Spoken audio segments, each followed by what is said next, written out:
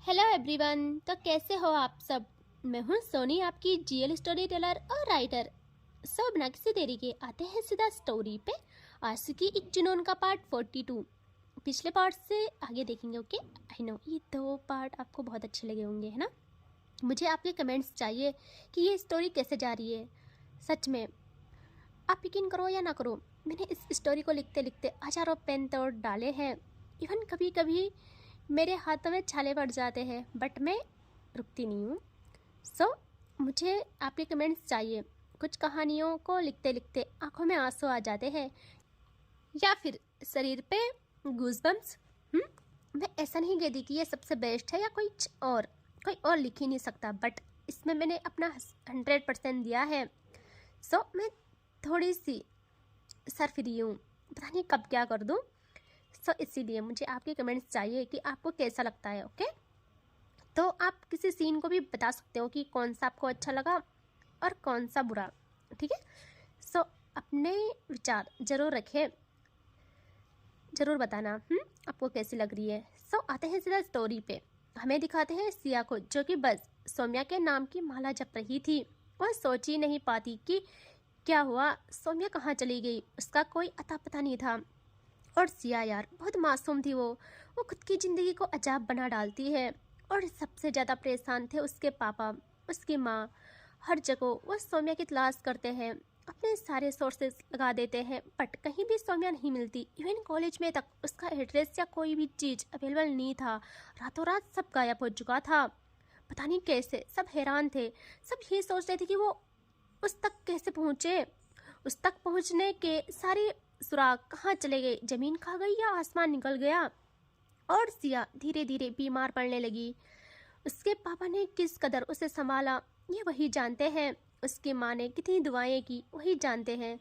जिस बच्चे को इतने सालों में उन्होंने खुश देखा था, उसकी हालत पहले से बदतर होती गई। और उसके पापा एक फैसला लेते हैं कि अब सिया यहाँ नहीं रहेगी, क्योंकि हर जगह उसे बस सौम्या दिख रही थी। और वह सिया को ट्रांसफ़र करते हैं यूएसए के कॉलेज में। और सिया वहाँ चली जाती है। कहते ना वक्त सबसे ठीक कर देता है, तो सबने वक्त पे छोड़ दिया था। और आते हैं तनु पे, जो कि हॉस्पिटल पहुँच गई थी जिस टाइम सौम्या ने उसे मारा था, सौम्या की मार से। लेकिन उससे ज़्यादा घाव उसके दिल पे लगे थे। सिया के शब्द उसे चुभ रहे थे, उसे पागल कर रहे थे। नॉर्मल आशिक सब झेल लेते हैं, लेकिन जिसके अंदर जुनून प्यार से ज़्यादा हो, जिसके अंदर जुनून प्यार से ज़्यादा बढ़ जाए, तो वो खुद तबाह होता है या दूसरों को तबाह कर डालता है। किसी को ये भी पता नहीं चलता सिया कहाँ है। और तनु तनु के बदले की आग, गुस्से की आग और बढ़ जाती है सौम्या को लेके, क्योंकि प्यार के साथ साथ सौम्या ने उसकी दोस्ती भी डिस्ट्रॉय कर दी थी। सही समझे। जब रिद्धि को पता चला था कि तनु ने सौम्या को सब बताया, वो उससे बात करना तक गवारा नहीं करती है। वो भी इस अंदाज में बताया तो ना रिद्धि उससे बिल्कुल बात नहीं करती। वो क्या करे, उसे कुछ समझ नहीं आता। और तनु जब कई दिनों बाद रिद्धि के घर जाती है और आती है रिद्धि के रूम में, और जैसे वो रिद्धि के रूम का डोर खोल के कदम अंदर रखती है, उसके कदम डगमगा जाते हैं। रिद्धि का हाल देख के। जब से सौम्या गई, रिद्धि ने खुद को रूम में कैद कर डाला था। वो अपने घर वालों से भी नाराज़ थी। उसके घर वाले खुद परेशान थे। उनकी मम्मा ने पता नहीं क्या क्या किया उससे सही करने के लिए, बट फिर भी नहीं। उसके हाथों पे दर्जनों कट्स के निशान नजर आते हैं। खिड़की के पास चेयर में बैठी रिद्धि सौम्या की दी शॉल ओढ़े, बाल बिखरे, नजरें अपने रूम के एक दीवार पे लगी तस्वीर पे। वह तस्वीर सौम्या की थी।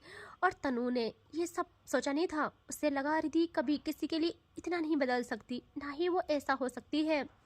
लेकिन इश्क का रोग इतना बुरा है जो इंसान को क्या से क्या कर डाले, क्या से क्या बना डाले, हम सोच भी नहीं सकते। यहाँ तनु रोक नहीं पाती खुद को। वो भाग के रिद्धि के पास आती है और एकदम उसके सामने बैठ के उसका फेस हाथों में लेती है।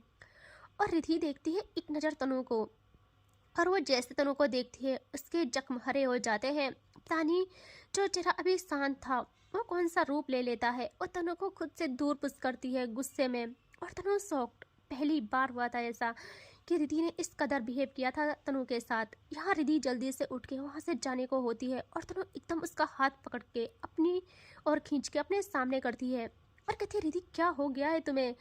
क्या हो गया यार तुम्हें? क्या हाल कर डाला है तुमने अपना? हो क्या गया है तुम्हें? बताओ तो सही। मेरी कॉल्स नहीं उठा रही हो, मुझसे बात करना तक तुम्हें अच्छा नहीं लग रहा है। अब रिधि कहती है, क्यों? यही हाल तो होना चाहिए मेरा। तुम्हें क्यों हैरानी हो रही है? ये हमने पहले से डिसाइड कर रखा था, ये तो हमें पहले से पता था ना कि ये हो सकता है। यहाँ तनु शॉक्ड, वो कहती है, पागल हो गई हो? पागल हो गई क्या तुम? अपने बारे में सोचो और चलो यहाँ से, इस कमरे से बाहर निकलो। इस कमरे के बाहर भी एक दुनिया है रिधि। यहाँ रिधि कहती है, नहीं सोचा जा रहा है मुझसे। हाँ, हो गई हूँ मैं पागल। ले गई वो इंसान मेरी खुशियाँ अपने साथ, खा लिया है उसने मुझे, धीरे धीरे पूरी तरह खा चुकी है वो मुझे। बोला था उसने, वो बर्बाद होगी तो मुझे भी कर डालेगी। देखो आज हो गई है, मुझे नींद नहीं आती रातों को, मैं बेचैन हो जाती हूँ, मेरा खुद पे काबू नहीं रहा। और यहाँ तनु की नज़र जैसे उसके हाथ पे जाती है, वो एकदम उसका हाथ पकड़ती है और कहती है, रिधि ये ये सब क्या है? ये सब क्या है रिधि? ये सब क्या है? यहाँ रिधि को पता नहीं क्या होता है, वो एकदम तनु को कॉलर से पकड़ती है और झकझोर के कहती है, ये मेरी आज़ादी की निशानी है। जब जब मैंने बगावत की अपनी सांसों से जुदा होने के लिए, इस दर्द से एक बार में छुटकारा पाने के लिए, तब तब की निशानी है ये। और तनु शॉक्ड, वो तो यार कांप उठती है, वो एकदम रिधि को सीने से लगा लेती है और रिधि रोते हुए उसके गले लग जाती है और कहती है, मैं उस दिन को कोसती हूँ जब जब उस इंसान से मेरी मुलाकात हुई थी, जब उस इंसान के साथ ये सब शुरू हुआ था। मैं क्या करूँ तनु? यहाँ तनु की आंखें अंगार बन जाती है और दिल में नफरत की आग और बढ़ जाती है और रिधि का फेस थामती है हाथों में और कहती है, रिधि इन सब की सिर्फ एक ही वजह है, सिर्फ एक इंसान सबकी ज़िंदगी खा गया है। मैं उसे इस चीज़ की ऐसी सजा दूंगी कि वो जन्मों जन्मों तक याद रखेगी। और रिधि ना, वो क्या बोलूँ, रिधि वो कोस रही थी अपनी किस्मत को, लेकिन सोम्या के खिलाफ एक लफ्ज़ भी सुनना उसे बर्दाश्त नहीं था। तनु से दूर हट जाती है वो, आंखों में आंसुओं का तूफान लिए कहती है, सोचना भी मत उसे कुछ करने का। यहाँ तनु शॉक्ड, वो कहती है, लेकिन रिधि। यहाँ रिधि कहती है, मैं जी लूँगी ऐसे ही, लेकिन उससे कुछ नहीं होना चाहिए। मैं देख लूँ एक बार उससे, मेरे सामने आ जाए, मेरे दिल को चैन भर जाएगा और मुझे कुछ भी नहीं चाहिए। और तुम क्यों घबरा रही हो? मेरा दिल कह रहा है अभी कहानी ख़त्म नहीं हुई है। ये इस आग की लपेट में न जाने कितने कितने और लोगों की दिल आएंगी, कितनी और आसियाने जलेंगे, हम दोनों को खबर नहीं है तनु। वैसे तुमने भी गजब आग लगाई, मुझसे एक बार भी पूछना सही नहीं समझा कि मेरे दिल में क्या है उस इंसान को लेके। उस पागल इंसान को बोल दिया, वो भी ये जानते हुए कि वो कितनी पागल है, सनकी है वो। यहाँ तनु कहती है, लेकिन रिधि हमने कहा था ना, हमने यही डिसाइड किया था, उसे बर्बाद करेंगे, ये सब ड्रामा ही तो था।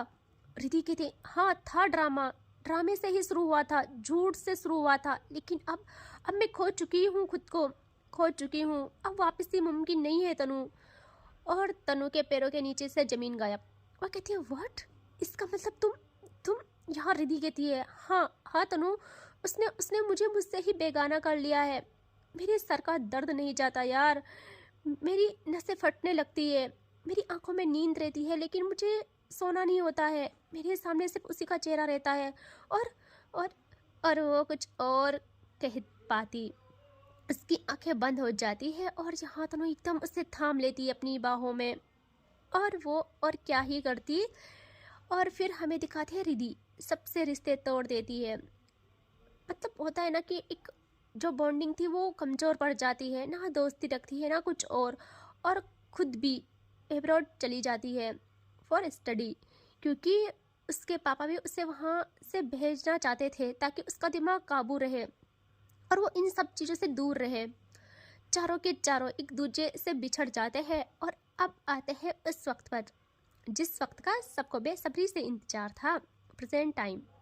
एक हॉस्पिटल का बेड दिखाते हैं, उसमें पड़ी एक लड़की जो बेहोश हालत में अपनी सांसें गिन रही थी। उस रूम के हर कोना, हर दीवार से उसके जुनून, उसके इश्क की खुशबू झलक रही थी। दीवारों पे लिखा नाम, रिधि रिधि, बस वही, हर तरफ सिर्फ रिधि का नाम था।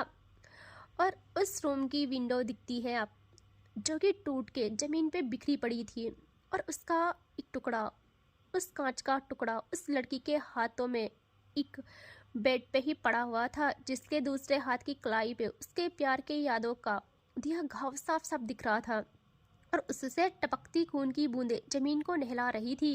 यहाँ अलार्म बजता है और डॉक्टर की टीम्स और घर वाले भाग के आते हैं डोर तक और डोर लॉक। यहाँ एक जोरदार आवाज डॉक्टर और सबकी रूह हिला देती है। वो कहती है, तोड़ डालो इस दरवाजे को, और आफ्टर अ सेकेंड दरवाजा तोड़ दिया जाता है और उस लड़की को कहीं और शिफ्ट किया जाता है। यहाँ अब दिखाते हैं उस रूम का बाहर का सीन, जहाँ एक बूढ़ी औरत बहुत पूरे पावर्स के साथ चेयर में बैठी थी। आवाज में पावर की इस कदर कंपन की सबकी रूह हिल जाए।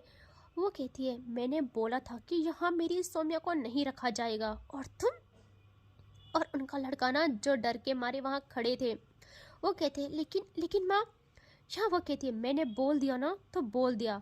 ये याद रखना, अभी उसकी दादी जिंदा है, सो उसके फैसले लेने का हक मैं किसी को नहीं देती हूँ, तुमको भी नहीं।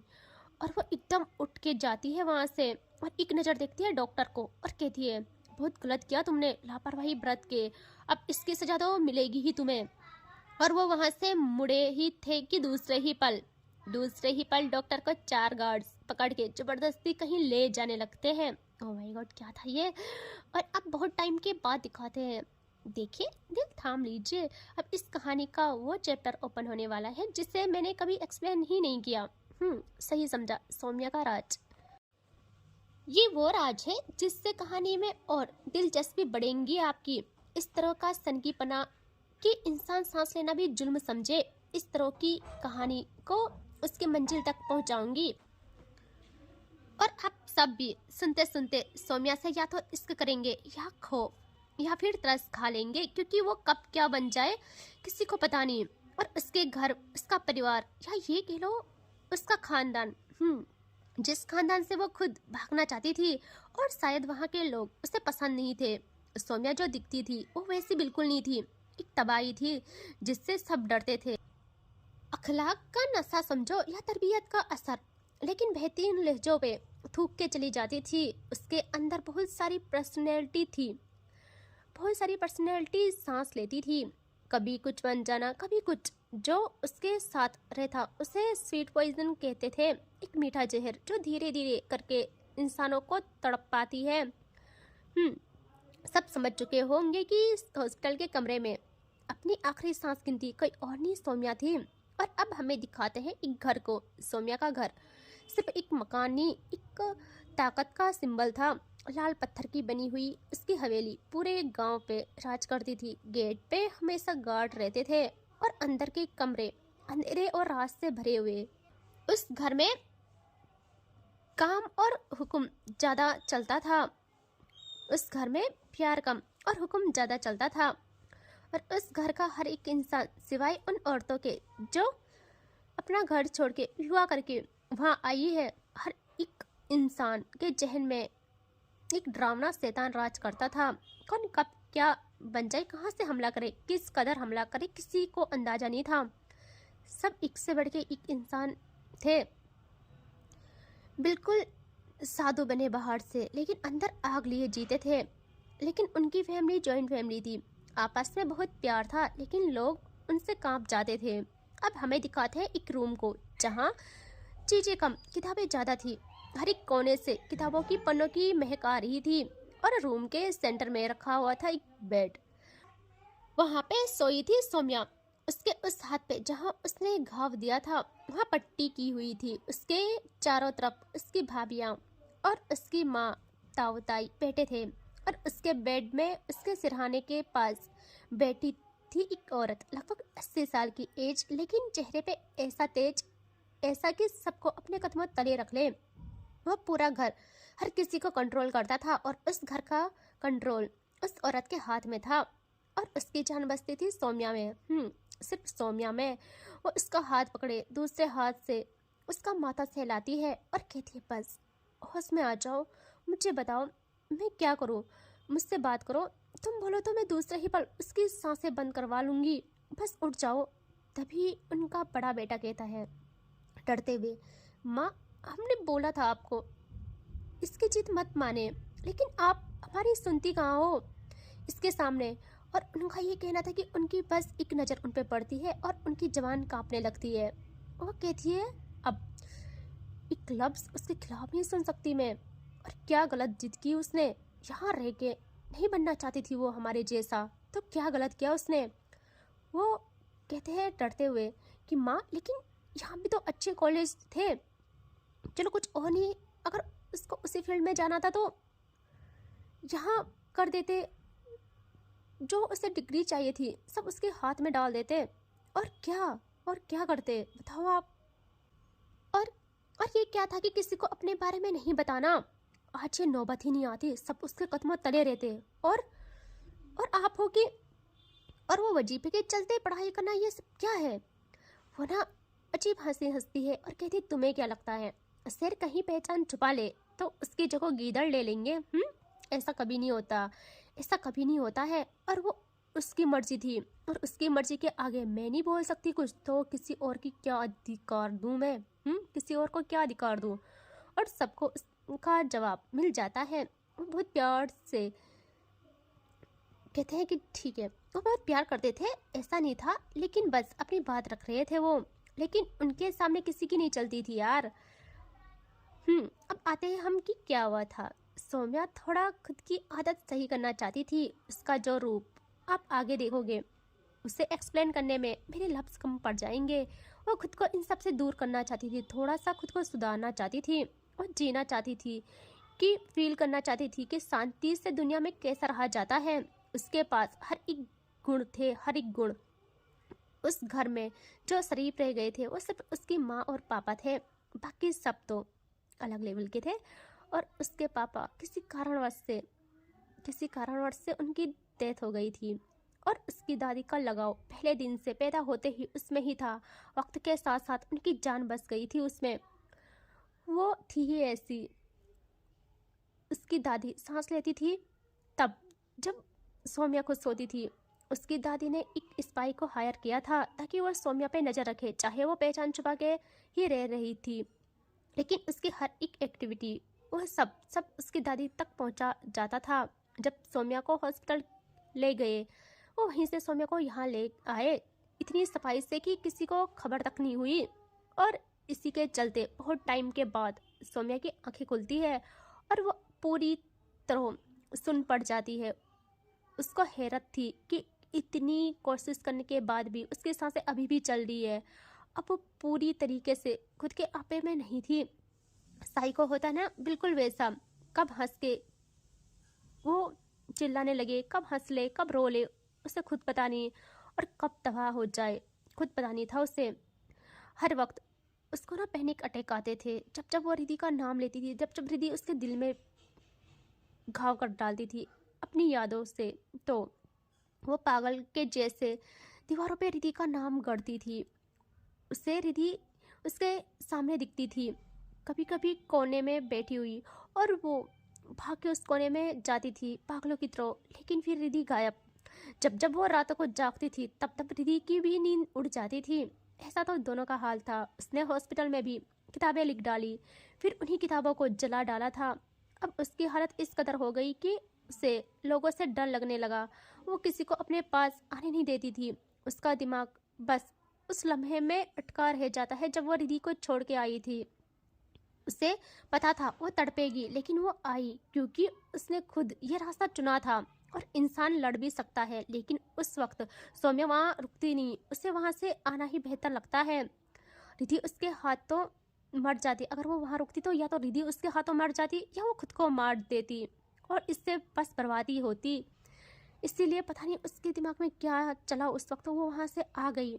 इससे अच्छा उसने उस वक्त वहाँ से जाना ही सही समझा।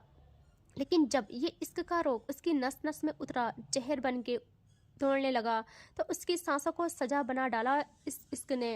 वो पत्थर बन गई, पत्थर। उसके चारों ओर उसके घर वाले कहते हैं कि बेटा आप उठ गए, आप ठीक हो, कैसा फील हो रहा है। और वो बस खामोश, नजरें ऊपर पंखे पे टिका रखी थी उसने। और उसकी दादी, यार उसकी माँ, उसके सारे घर वालों की आंखें नम होती है। उसका ऐसा हाल देख के पहली बार देखा था उन्होंने ऐसा। जब भी घर आती उस घर की अंधेरी जैसी जगहों पे रोशनी आ जाती, लेकिन अब सब खाक कर डाला था उसके इश्क ने। जब हर कोई उससे कहता है कि क्या हुआ तुम्हें, बोलो, कुछ दर्द हो रहा है, कुछ तो बोलो, बस एक बार बोलो जो तुम्हें चाहिए, हम उसको एक इशारे में तुम्हारे कदमों में डाल देंगे, बस तुम बोलो। उसकी दादी की आवाज़ में तो हमेशा पावर रहती थी। वो कहती कि तुम बस एक बार बोलो, हम उस लड़की को तुम्हारे कदमों तले रख देंगे, तुम बस एक बार बोलो। यूँ खामोश रह के मेरा दिल जल रहा है, मुझे तुम्हारे चेहरे की रौनक चाहिए किसी भी हाल में। लेकिन सौम्या की ना पलकें झपकती है ना ही वो कुछ बोलती है। यहाँ अब हद से पार हो जाता है इनका सब्र। तो उसकी दादी माँ उसका फेस पकड़ के अपने सामने करती है और गुस्से में कहती है, मैंने कुछ बोला है, मेरा जवाब दो, क्या है ये सब? वो लड़की चाहिए तो बोल दो ना। हाँ, हम मानते हैं उस पर शायद हक नहीं रहा तुम्हारा अब, लेकिन वो उसकी तरफ से है सब, समझे? हमने कोई भी कदम नहीं उठाया क्योंकि हमें पता था तुमने सब छिपा रखा है। सो हमें उस जिंदगी में कोई दखल नहीं देनी थी। लेकिन अगर उसकी चीज़ें तुम्हें चुभ रही है तो चाहे बगावत हो जाए, चाहे जंग हो जाए, हम सब करने को तैयार हैं। तुम बस एक बार बोलो, तुम मुझ पे देख लो। और यहाँ सौम्या अगेन उस पंखे को तकने लगती है। उसकी हालत में कैसे एक्सप्लेन करूँ, मेरे पास शब्द नहीं है और इंसान फ्रस्ट्रेट हो ही जाता है। उसकी दादी माँ एकदम उसका कॉलर पकड़ के कहती है, वहाँ कहाँ नजर ले जा रही हो, हमें देखो, हमारा जवाब दो। और सौम्या उसकी हालत और बिगड़ जाती है, उसकी रूह कांप जाती है, उसके हाथ पैर ठंडे पड़ जाते हैं और एकदम उठ जाती है वो। और सब हैरान उसका ऐसा हाल देख के। यहाँ कोई और कुछ कहता या करता, वो लड़खड़ाती वॉइस में नचले पंखे पे जमाए दिल में सांसों में रिधि का नाम लेके कहती है कि ना, दिल में सांसों में रिधि का नाम लेके उसकी रूह के साथ साथ उसका जिस्म कांप रहा था। वो कहती है कि मेरा हक नहीं है उस पे तो क्या हुआ, वो मेरा गुजरा कल रहा है, ऐसे आता है वो मेरे ख्यालों में जैसे कोई मुर्दा कब्र से चल रहा है। जहाँ जहाँ उसने मुझे छुआ था वहाँ वहाँ मेरा जिस्म जल रहा है। कोई कोई तो नीचे उतार लो इसको, इस पंखे को देख के मेरा दिल मचल रहा है। और इस लाइन को, इन लाइनों को समझने के लिए दिल चाहिए होगा। सो आएंगे सीधा दूसरे पार्ट पे, ठीक है? दूसरे एपिसोड में मिलते हैं। So take care, bye bye. And हाँ, प्लीज़ लाइक शेयर सब्सक्राइब कर लीजिएगा यार, गंदी बात होती है, नहीं करते हो आप लोग, ठीक है? सुनते सब हो, बस थोड़ा सा अप्रिशिएट किया करो यार। Thank you so much, bye bye.